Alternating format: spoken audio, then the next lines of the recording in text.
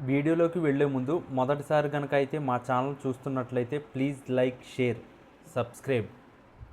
కూటమి ప్రభుత్వం అధికారంలోకి రావడంతో శాసనసభ సమావేశాలు ఆసక్తికరంగా మారాయి. వైఎస్ఆర్ కాంగ్రెస్ పార్టీ శాసనసభను బహిష్కరించిన శాసనమండలిలో మాత్రం క్రియాశీలకంగా వ్యవహరిస్తుంది. ఈ క్రమంలో శాసనమండలి చర్చలు కీలక అంశాలుగా మారుతున్నాయి. తాజాగా జనసేన పార్టీ తరపున మండలిలోకి అడుగుపెట్టిన మెగా బ్రదర్ నటుడు నాగబాబు ప్రసంగం ఇప్పుడు చర్చనీయాంశంగా మారింది. నాగబాబు ఇటీవల ఎమ్మెల్సీగా ఎన్నికయ్యారు. కూటమి విజయం కోసం ఆయన చేసిన కృషికి గాను ముఖ్యమంత్రి చంద్రబాబు నాయుడు ఆయనను మంత్రివర్గంలోకి తీసుకుంటామని ప్రకటించారు.